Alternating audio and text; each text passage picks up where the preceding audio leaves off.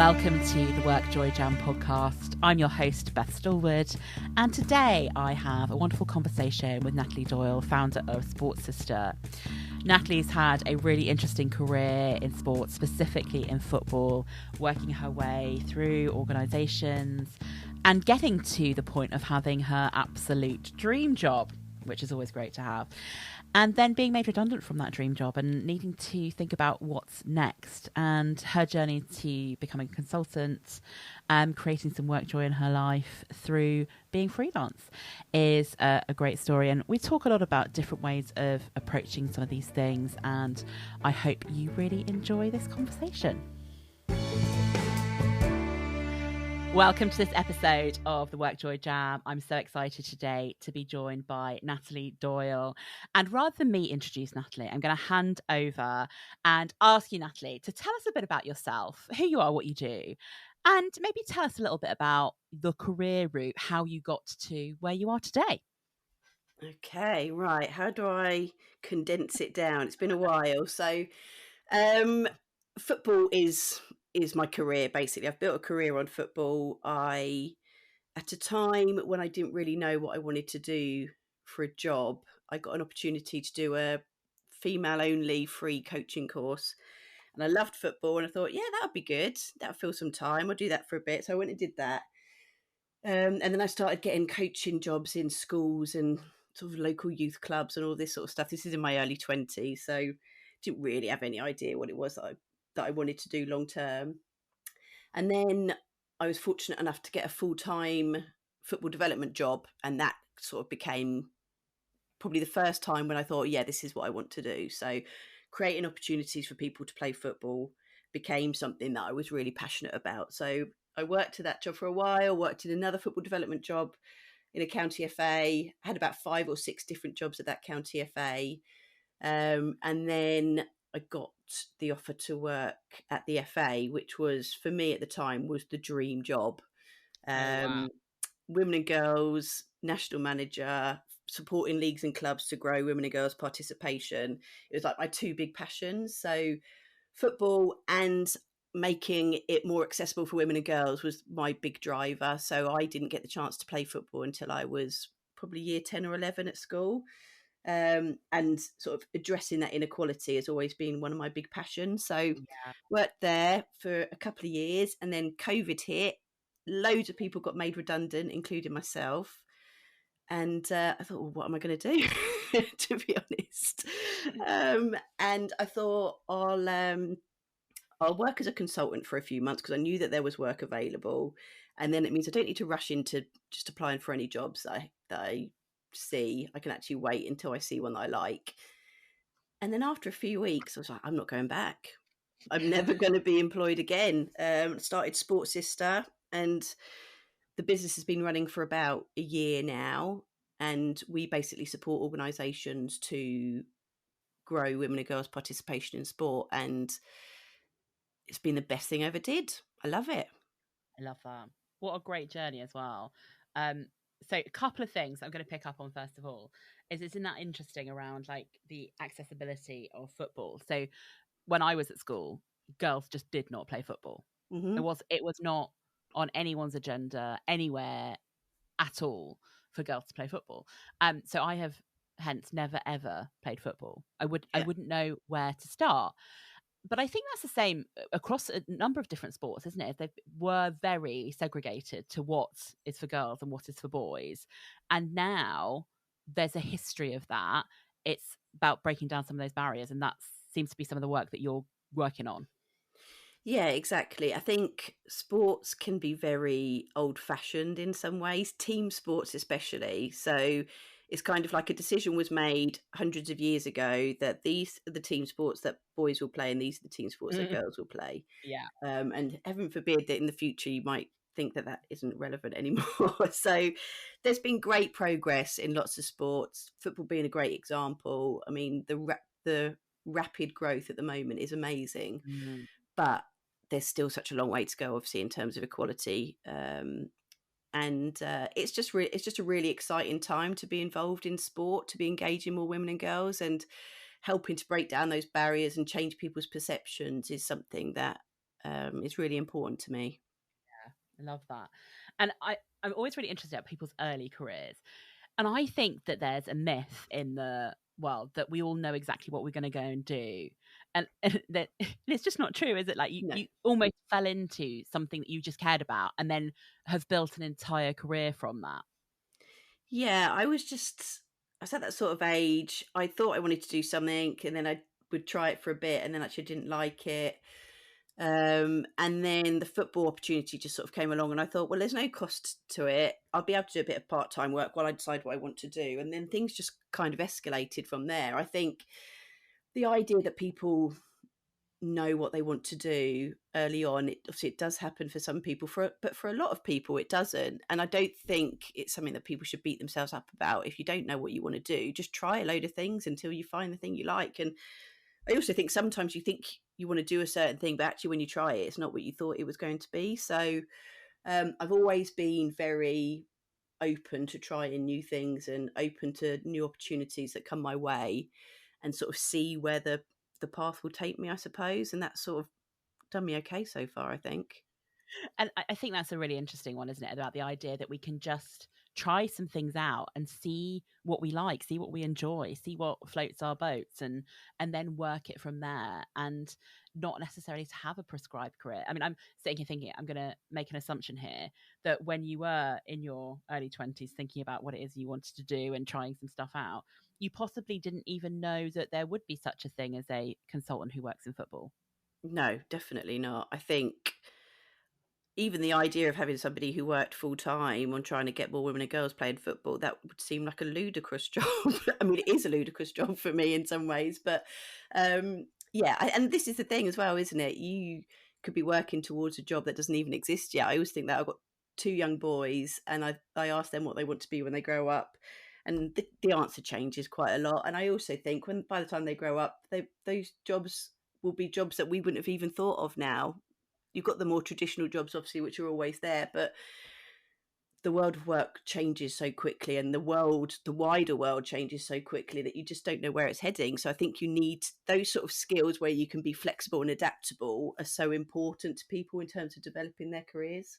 Yeah, it's so true. Actually, being able to maneuver with the times and, be open to the possibilities of work that you would never have considered before, or because there will be new jobs. I mean, I sit here and think, that there's loads of people who do things like social media management. 20 years ago, that job didn't exist because Yeah. there was no social media. But what's the next 20 years going to bring us? And that's a quite an adventure, isn't it, as to where you could end up from where we've come from. Yeah. And I think I've got better at that since I've been self employed. I think when I was in an employed job, I would be more like, okay, this is what the role is that I'm in now. So if I want to progress, this is what my path looks like. And it's much more, I suppose the structure is generally more rigid. Mm. Whereas now, I sort of, with the business, sometimes I sit down and think, right, what are we going to try and achieve? And I think you could go off in so many different directions that you don't know where it's going to end up. But I've quite enjoyed embracing that side of things, because I think, to be honest, the me of 5 years ago wouldn't have been able to navigate that quite as well as I do now. And I'm really interested if you can tell me a bit more about this transition when you said, so I've written it down because I was like, I need to come back to this point. I got my dream job looking after women and girls, increasing participation at the FA. How did it feel at that moment in time when you're going, actually, this is the thing, this is the job, this is the dream job? Yeah, so when people had said to me leading up to that, what is your where do you want to get to? As always, I want to work for the FA, I want to be a national manager, and I want to work in women and girls football. That was always the dream, and I thought the path to that would actually take longer than it did. I just had my second child, and I applied for this job, and he was like 2 months old. And I thought, well, I probably won't get it, but it's a really good job, and I think I could do it. So I went for the job, and then I got offered the job, and my son was 4 months old at that point. And I just said, we had to have a conversation at home where I went, I really think that this is a good opportunity. And we decided that I would go for it. So I went for it. Um, And for me, I was really excited to get it and surprised because I thought I wouldn't have got a role like that yet. But also, there was just a lot going on at the time. I had a very young baby at home and probably wasn't getting very much sleep. So I think that kind of made me feel less daunted by it. I just went with it and just sort of tried my best and really threw myself into the role whilst also trying to throw myself into keeping two kids going. So it was a really hectic time, but yeah, it was. I was just really excited. I think that's probably the most excited I've ever been to have got a job before. And this idea that you didn't think that you would get it, I hear this so many times from people who are in that zone of thinking, oh, is it a bit big for me? Should I dive in here? Am I ready for it? There's a lot of, what would I call it? Kind of self deselection going Yeah, on before people even put their hat in the ring. yeah, And I think this is I'd love to put this out there as a story for, people listening who are in the zone of thinking, am I ready? Is try, because you didn't expect this to happen and it happened and you got your dream job. yeah. It's so true. And I think the thing is you never know who else is going for the job, and you never know. I think especially if you see a job like with that job, I felt it was big, and I felt that it was a jump from what I was doing before, but I felt that I could do it. I felt confident I could do it. Um, so I think that was probably a bit different to where I've been in situations before where you thought, oh, I'll throw my hat in the ring, but I probably won't get it. And then Mm. when you look back, you think, yeah, I probably wasn't ready for that. But I do think women especially are bad at this, at talking ourselves out of going for jobs because we don't think we tick all the criteria, or we don't think that we're quite ready for it. It might be too big a jump. Like, I always just think when you go for a job interview, having interviewed for people in the past, the panel want you to get the job. They want you to be good. They're looking for good candidates. That's the point. So if you relax into that and just use it as a chance to show what you can do, you never know what will happen. Yeah. And yeah, for me, it's the how do we avoid people self deselecting before they've even got into the application process? And you're right, you're not every time going to get the job. The odds are against you because there are other people who are applying. There'll Hmm. always be people with different experience, but what you don't know is what exactly they're looking for. And for me, there's always job descriptions are often written as a bit of a wish list with, Yeah. 10,000 different criteria. I'm exaggerating to make the point. Yeah. Different criteria, which you have to be good at all of them. And that's just not really how the world works. People are, have super strengths in some things. Everyone struggles at other things. And I think it's that, how do we put ourselves forward? And it's interesting you say about the kind of women struggling with this. I do find that, from my experience, that is one of those things that does have a bit of a gender's bias to it about whether Hmm. people will put themselves forward. But if you don't try, you'll never know. Yeah. And I have a little bit of a saying, I'm going to say it to you, is that the feeling of rejection. So had you not got that job, the dream job, you'd have probably gone, do you know what? I think it was a bit big and, it probably wasn't, the right timing or whatever. That Hmm. rejection feels a bit bad. It's kind of like, oh, I didn't get it. For me, the worst thing, what's worse than rejection, is the feeling of regret of not trying. And when you see somebody else get a job and you're like, oh, I could have done that. I could have put myself forward. So for me, one of the lessons I'm going to take from this is make sure you put yourself forward. Why not give it a try? See where you can take it to. Exactly. Yeah, I think there's and what have you got to lose? That's the thing. I mean, you take the time to put in an application, and if you don't get to interview stage, then you don't. That's fine. You move on with your life and you look for the next opportunity. But if you do get to interview stage, then it's an even playing field, isn't it? It's everyone's got an equal chance of getting the job from that point. So I always think it's worth putting the application in and see what happens. Definitely. And actually, I think if we asked ourselves the question, what have I got to gain through going through the process? Practice writing an application, practice Yeah. interviewing. Even if you don't get it, you will have grown from the process in some way. You'll have learned something about yourself or how to do things, or, just practiced remembering what it is you've done in your career or how to answer interview questions for next time. There's always something to gain as well as not a lot to lose, I think, in that situation. Yeah, definitely. I think especially if you haven't been for an interview for a while, I always think it's good practice to be going for roles. because it just gets you back into that rhythm of what it's like to the way you talk about yourself in an interview is different to how you would talk about yourself in any other situation. So it helps you develop good habits, I think. So it's always good to go through that process. And then I'm thinking about you're there juggling a new job, young family, trying to make it work. What was it in that particular role that obviously it was the dream job, but how did it bring you some joy in your working life when you were doing that job? I loved it. It was I had some really good colleagues, passionate about developing the game, especially in women and girls football. I was traveling the country. I was meeting other people who had the same shared passion as I did, and we were all looking for ways that we could collaborate and make something positive happen. I think women and girls football, especially at that time, was really well, as it still is now, was a really exciting place to be. There was lots of change happening. There's lots of investment going into the game. It just felt like we were part of something really exciting. Yeah. And a lot of us would have been of a similar sort of age to what I was, in terms of we wouldn't have had the opportunities when we were younger, and we felt the passion to want to create those opportunities for girls now. So it was a really good job. I really loved it. And one thing I always ask people when they end up working in their dream job or in an area where they feel like really strongly, really passionate about it, is sometimes that can make it hard, not just easy, because you feel it's like you can't disconnect from it. How did that work for you in terms of combining passion with your work?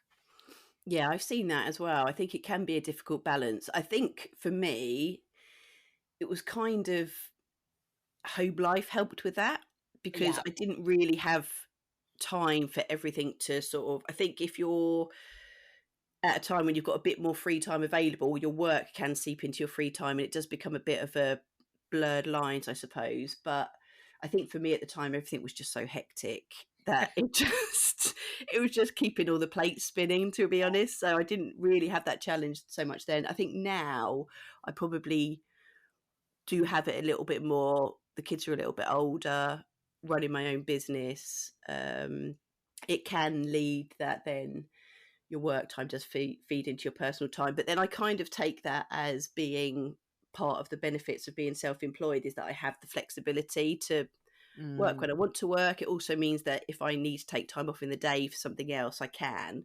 So I suppose it's kind of, there's pros and cons to it, isn't there? That's the thing. yeah, and there's always pros and cons of everything.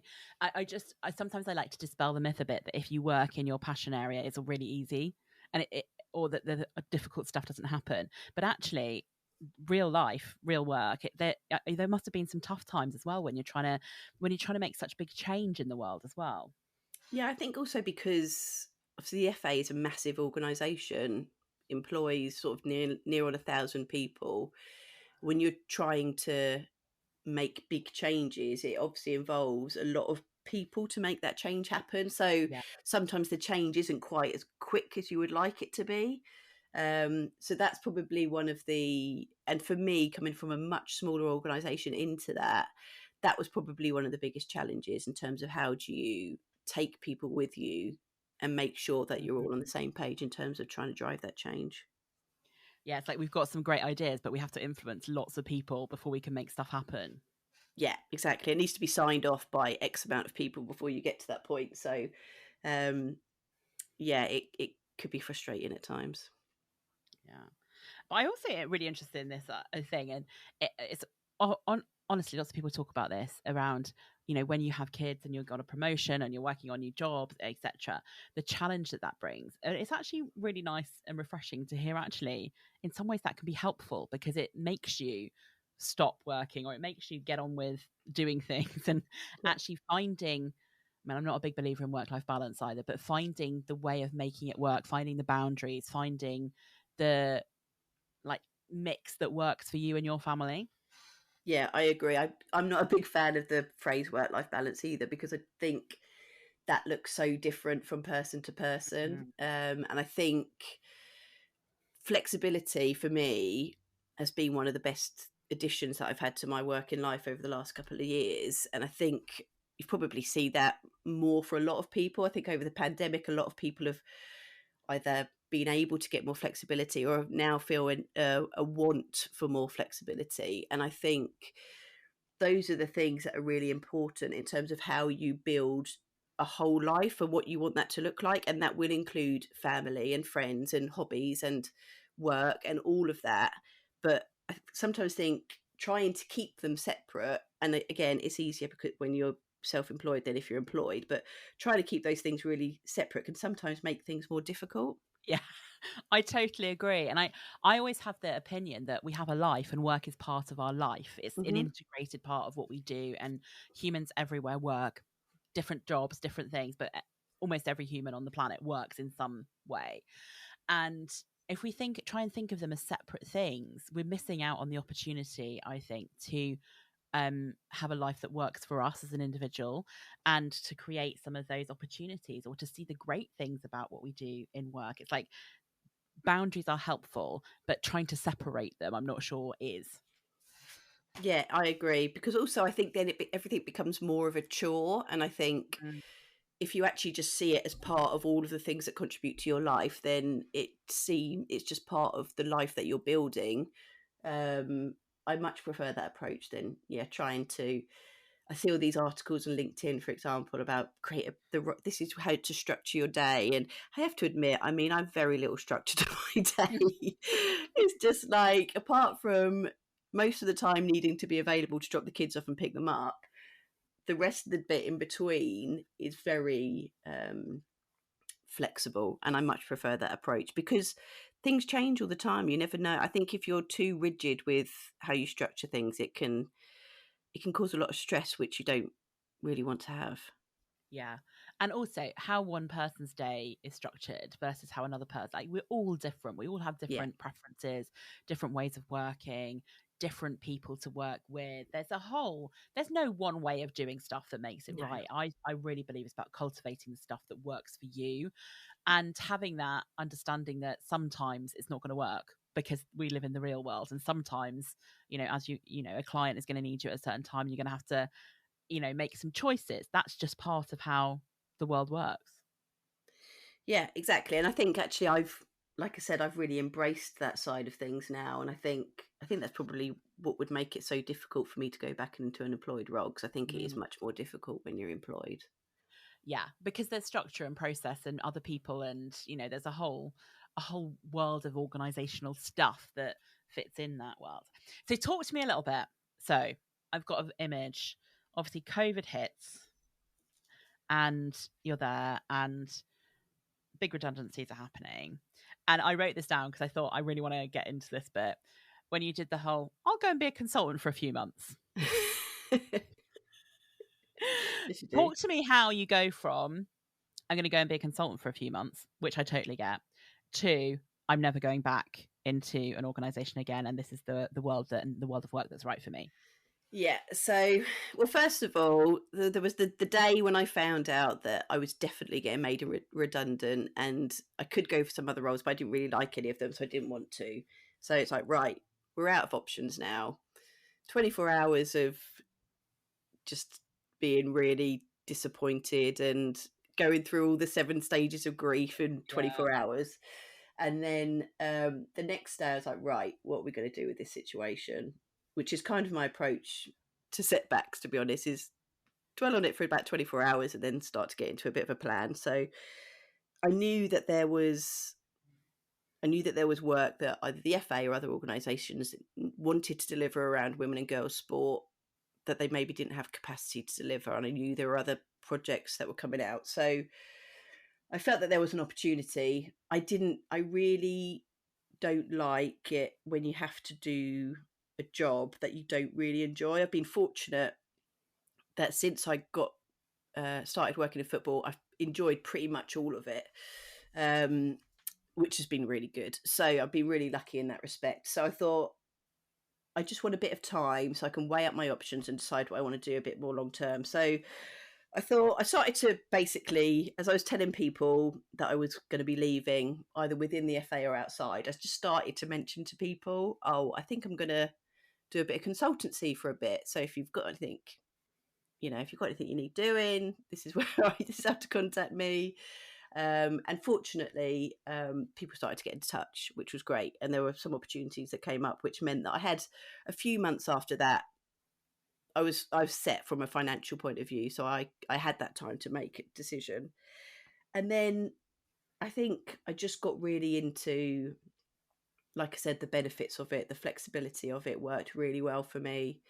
Um, I worked with some really good people on some early projects, like other consultants, sort of collaborating together, and I really enjoyed that. There were just really good opportunities and some really good variety to the jobs that I was doing, and I just felt really inspired by it. And I think also because I felt like I was building something for myself. It sort of Mm. gets, you'll get this, Beth, it ignites something in you, doesn't it? Because it's passion of how you can grow this thing. And just, yeah, after a while of doing that, I thought, yeah, this is it, this is.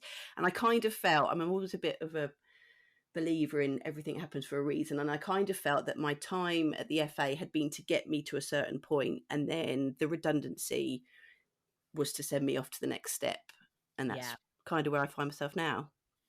Yeah. And I always think when you've been through a redundancy process, which I have in a number of occasions in my life, is I love what you talked about, like that 24 hours of being disappointed and then doing okay, but what are we going to do about this? Because being disappointed isn't going to get us anywhere. Mm-hmm. It's not going to move us to where we want to be. Yeah. Is that actually almost everyone I know who has been through that situation of being made redundant is able to look back 3, 6, 12 months later and go, there was a reason. There was a reason why that happened. And it's a Yeah. good thing because I'm now here in a better place. And it doesn't actually mean that where you were wasn't great. It just means Mm-hmm. it was directing you to something different for the future. Yeah, exactly. And I think I'd considered in the past, I wouldn't say I'd considered it, I'd had in the back of my mind in the past, I wonder if I could work for myself. And I actually used to like listen to podcasts about people who were freelancers or who were self-employed, and I found it really interesting. Um, but I would never have been brave enough to leave an employed job and the security that provided to go and work for myself. Mm. And I think it just sort of gave me the push that I needed, because I was just sort of forced into that situation and then had to make the best of it. So it definitely, it was a good thing for me in the end. Although that first 24 hours, it probably didn't feel like it. No, I'm sure it didn't. And I'd love to know, what do you think got you to the point of feeling brave enough to make that step? Because there'll be people listening here who are, I love the organization that I work for. I love that. There'll be other people who are kind of doing do you know what? At some point, I might want to go freelance. I might want to set up my own business. I might want to become an entrepreneur. And so often it's that, do I feel brave enough situation that stops us doing it. Like we're waiting for something. And I'd love to know, apart from the kind of the redundancy, which kind of forced your hand to do it then, like that was a timing factor. What Yeah. else do you think built your courage, built your bravery for doing it? I think because although just been made redundant, I think that my confidence was probably the highest it had been. I'd been juggling, spinning lots of plates. Obviously, we were in the middle of a pandemic, and I think we'd all probably had a bit more time at home, and everything was quite. It sounds a bit weird, obviously, because there were awful things going on, but it felt quite content in that setup, if you like. Mm. And then I think my time at the FA, I felt that I'd sort of built up my confidence during that time. People valued my opinion during my role there, and I think I started to trust a little bit more that I knew what I was talking about. And I think that sort of got me to the point where I thought, you know what, I think I've got some skills and experience and knowledge here that would be useful to other people. And I think the challenge when you work in something like football and you're surrounded by football people all the time is that you just assume that the things you know, everybody knows them. Yeah. And you worry about, are you just teaching people to suck eggs? But actually, then you start to have conversations with other people and you realize, oh, actually, not everybody knows all of this stuff that I'm talking about. So I think I got to the point where I felt that I had something of value to share with people. So I thought I'd put it out and see whether that was the case or not. So I have this conversation in my head all the time and with lots of other people about the assumption that everyone else knows what you know, or Yeah. they understand it in the same way that you know. And I've been, I'm writing a book. I've been battling with the WorkJoy book of going, Yeah. oh, there's some bits where I'm like, oh, it's just too basic. And then I get some people to read it and they're like, this is amazing. I've not thought about it in that way before. I'm like, what? How do you not know this stuff already? They were like, no, keep that in there. Like, oh, okay. I need to So keep difficult. reminding myself this. But I think we all need to remind ourselves of this. We become experts like over time, and but it happens really slowly. So over our careers we become deeper in our knowledge, we become more broad in our thinking if we keep learning and we keep working through things. And then actually taking the time to stop and think, do you know what, actually I do have stuff to offer, I do have stuff Yeah. to give, I have a perspective, I have knowledge, I have skills. That bit is a really hard thing to do when over a career your growth is, it's every day, isn't it? Every little thing that you pick up and learn. But you don't ever have that one moment where someone comes to you and go, well, after school, like, you go, Natalie, you have now achieved a status, Here's your please feel expert great about badge. yourself. Yeah, maybe we should invent those, the expert badge, like I always think about it when I was young, I did gymnastics. That was like one of my favorite sports. It's like you got your bagger award when you could do these certain things. Yeah. Almost we miss that in our adult life because no one is signing us off as being an expert anymore. No one's saying you have now done the 27 things you need to do to be a. And I wonder how we can all as individuals build a little bit more of that into our reflection, into our learning, into our understanding, because I do think it increases your confidence when you can sit and say, do you know what, I do know my stuff. Yeah, and I think it's just so hard to nail down what that is. It's like when you're employed, isn't it? And you'll be in a certain role, and you might think, right, well, I want to progress up to the next level, but it's not like you say with gymnastics. My boys do swimming. They do if they can do certain things, they then go up to the next stage. Yeah. If work was like that, it would be so much easier, wouldn't it? If it was just like, once you do all these things, you'll get a promotion. Congratulations. Don't work But like that. it just doesn't work like that. And I just think I'm not sure what the answer is, how you sort of quantify what those things are. And I almost think, like, even if you'd asked me to quantify it at the time, I'm not sure I would have been able to. It's just sort of that sort of instinct where you feel like, oh, okay, I think maybe I'm onto something here, and let's see what happens with it. Mm. And I wonder if there's also something, and I'm really big on feedback about actually with our colleagues, with the people who report into us, with the people we manage, whichever angle it goes at, it doesn't need to be anything hierarchical. I wonder if we could all get a bit better at telling each other what we value in them as a colleague, what they're great at, Yeah. really helping people to understand their skills. Because so often, if you think about, the old annual appraisals, a lot of organizations aren't doing the same thing anymore, but there's still some kind of, we're assessing your performance and giving you some kind of grade. It's very much based on a kind of static set of things versus do you know what, Natalie, I really value when you do this, or your skills here are so good and you always come up with something, different or whatever it is.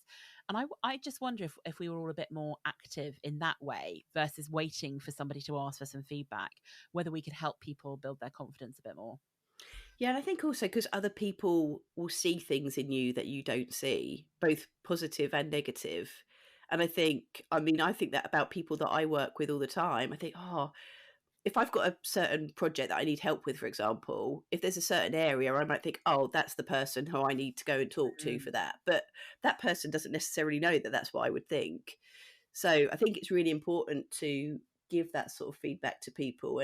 But it's a difficult conversation to have, isn't it? Because sometimes when people give that sort of positive feedback, then other people feel the need that they have to say something back. Like, it's a very British approach to things, I think. It's like, oh, you've said something nice, I must reply with something nice. But and also, I know for sure so many people I give compliments to are wildly uncomfortable with Yeah. receiving a compliment, like wildly. In fact, I am too. Like, I find it quite hard. I'm getting better at it because I'm actively working on it, but it is a hard thing to do. But that's because it doesn't happen a lot. It doesn't happen in a great way. So I'm thinking maybe that's one of my actions from today's podcast, is to do it more and just step into the uncomfortableness of it all and just work through it, because that could be the one thing that someone needs to feel brave to step into something.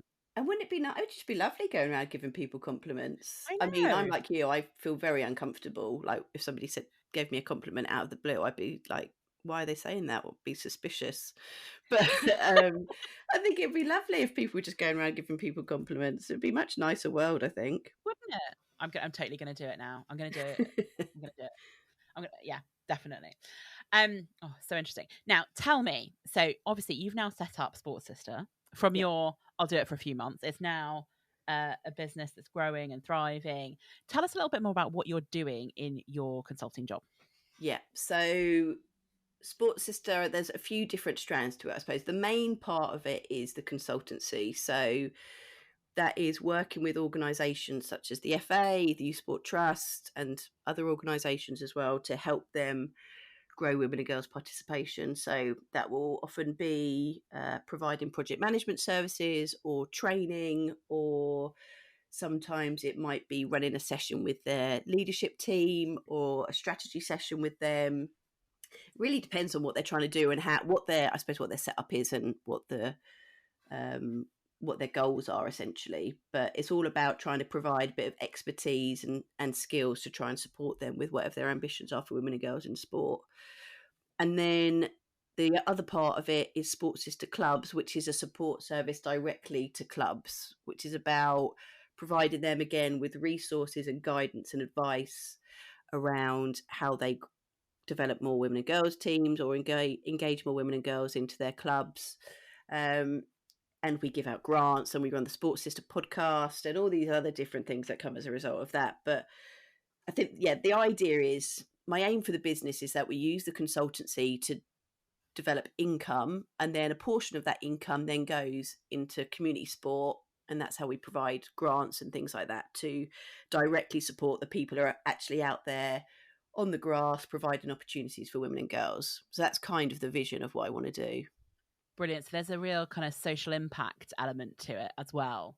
Yeah, exactly, because I've always worked with clubs and leagues throughout my career, and I love that part of working in sport because there's just like so many amazing volunteers out there making amazing things happen. And although the big organisations obviously have bigger budgets and massive participation programs, which will have really big impact engaging large numbers of girls, you then need the clubs to actually go and do it and make it Yeah. happen. And I feel really passionately about supporting these little pockets of things that are going on throughout the country, like through the grants program. I've just been made aware of so many brilliant projects across a multitude of sports.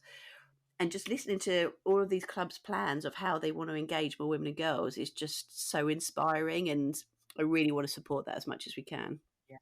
I always think that when it comes to sport, the volunteers, the people that really make it happen. They're the people that are there that make or break your day, that make you decide whether you're gonna stick with it or not, join a club, not join a club. I love that idea that investing in that local stuff and the clubs and leagues where people play is a great way of thinking about it. So I'm going to move us on to the quick fire questions if you're all right with that. Are Okay, you yeah, ready? I'm Right. ready. Question one. For you, individually, what is something that is always guaranteed to bring you a bit of work joy? I would say probably collaboration. So I think working for yourself can sometimes be quite isolating. And I've been fortunate enough to work with loads of other great consultants on various projects over the last couple of years. And it just creates a spark in me, I think, because sometimes you're just in your office or whatever, plugging away, doing your work. And it's just, these are basically self-created colleagues that I found. So yeah, collaboration is definitely the one for me. Love it. I would call it your squad. Like, who have you got? And Yes. it is. I remember when I first left an organisation and set up my own business. The major thing I was worried about was being lonely. Mhm. I was because I'm a real people person. I was really worried about it. And actually, if you spend some time cultivating and getting to know people who are in a different or same world as you, and you really work on those relationships, it can be a really wonderful collaborative space. But there is the risk that you could just sit on your own in an office Yeah. and not feel that. And yeah, I too love a bit of that spark that you can get from other people. Right. Question 2. What book are you currently reading? Oh, at the moment, I'm reading Apples Never Fall by Leanne Moriarty. So, I don't know if you know her. She wrote Big Little Lies and Oh, Nine yeah. Perfect Strangers, which have both been on TV. So I've liked both the books and then both the programs as well. So yeah, I'm reading that at the moment. Although I say reading, I'm only I think like 2 chapters in, so I couldn't even tell you what it's about yet. It's only just started. Okay. Oh, it sounds good. I It's a do good like one. those TV shows, so that might be one I'll have to go and watch. I would Watch, recommend. read. Um, what is the best or most useful bit of advice that someone's given you in your life that you always find yourself coming back to? Um, I don't I don't think I get a lot of advice, or unless I'm just not very good at listening to it. I'm not sure, but I think probably advice that I give myself, maybe somebody gave this to me at some point, is trust your instincts, which I've Mm, kind of talked about earlier. Is just trust. Sometimes you have big decisions to make, and you can weigh it up, and you can write pros and cons, and you can think about all the logical ways. And sometimes I've thought about really logical ways to approach a decision, but it hasn't felt right. So yeah. I always just trust my gut, trust my instincts, and doesn't tend to let me down too much. But I just think you feel much more comfortable with any decisions you make if you go Mm. with that approach. That's true, isn't it? And actually, the pros and cons and weighing it all up logically isn't always the right answer Yeah, because it doesn't. exactly. It might work on paper, but in reality, it might not be the right thing for you. I love that. Trust your instinct. Um, and then thinking about it, what is your one super practical bit of advice for our listeners? Mhm. That's something that they could go and do easily today, tomorrow, the next day that you think would help them get a little bit of work joy. I would say try and do something for yourself every day. So I think if you're spinning lots of plates, if you've got busy lives, as lots of people do, sometimes it's difficult to carve that time out. And I think it does vary from day to day. So, for example, some days it might just be take the time to actually make yourself a nice lunch rather than just grabbing whatever you happen to Mm, find in the cupboard or in the shop or whatever it will be. Or sometimes it might just be I'll just read a couple of chapters of a book in the garden. Or sometimes it might be nicer than that. Maybe I'll take the afternoon off and I'll go to the cinema or I'll go out for a nice lunch or something like that. But I think it's really important to try and carve, even if it's just 5 minutes, 10 minutes, sometimes longer. Try and do something specifically for you every day. So you're not mm. just dedicating your whole day to giving to other people. Yeah, that is, I think, wonderful advice. I always think about what are you doing today that's just in service of yourself, Yeah, not of anybody else, not of your kids or your family or somebody who needs you or your work or your clients or your boss or the million and exactly. one other people who have demands on your time. And I think you're right; it doesn't have to be big. There's some research out there about actually we overestimate the time that we think it takes to do something joyful, and 5 minutes is plenty, just 5 minutes for ourselves, 5 minutes to do something. And you're right, it could be something as simple as make a lunch. It could be something really big. It could be a big day thing that you have once a year that you go and do something with it. But Yeah. I love that. Do something for yourself every day. Love it. In fact, I might go and sit in the garden and have a cup of tea after this. That might be what Oh, I do yeah. for Good myself idea. today. Although I'm not sure a cup of tea is. By the way, when we're recording this, we're in the middle of a heat wave, so sitting in the garden may actually be sitting in the garden for 2 minutes while I get sunburn versus Might go dip my feet in the paddling pool, maybe. yeah, that might do it. That might do it. Yeah.